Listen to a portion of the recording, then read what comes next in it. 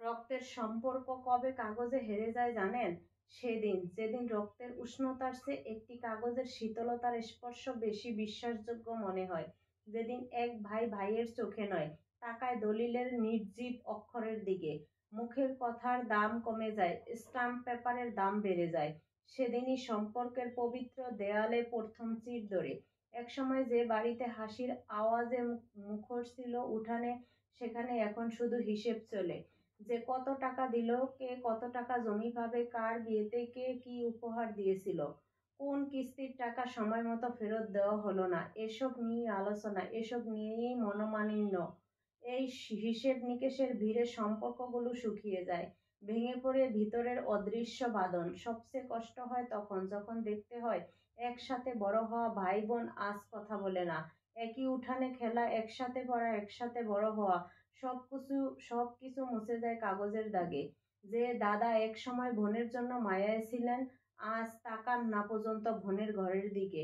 যে বোন এক সময় দাদাকে নিয়ে গর্ব করতেন, আজ তাকে দেখলে মুখ ফিরিয়ে নেন ঘৃণাতে। এই দূরত্বের শুরুটা বোঝা যায় না, কিন্তু ফাঁকটা ধীরে ধীরে এতটাই বড় হয়ে যায় যেখানে আর ফিরে যাওয়া সম্ভব নয়। ভালোবাসা, স্নেহ, বিশ্বাস সবকিছুর বদলে যায় সন্দেহ, অভিযোগ আর নির্লিপ্ততায়। আর এই ভাঙন চূড়ান্ত রূপ পায় তখন, যখন মা বাবা আর থাকে না। তারাই ছিলেন সেই অদৃশ্য বন্ধন, যারা জন্য সবাই একটু হলেও একসাথে থাকতেন। তারা চলে গেলে কেউ কাউকে আর ধরে রাখার চেষ্টা করে না। তখন সম্পর্কের জায়গায় জায়গায় নেয় স্বার্থ, মিথ্যে অর্থ, নিজেরটা বুঝে নেওয়ার তাড়নায় হারিয়ে যায় সমস্ত মায়া। সবচেয়ে নিঃসঙ্গ হয়ে পড়েন সেই মা, যিনি একসময় বলতেন, যার কষ্ট বেশি আমি তার কাছে আগে ছুটে যাই। আজ তিনি চুপ করে একটা ঘরের কোনায় বসে থাকেন, কারণ তার ভাগে ঘর পড়েনি।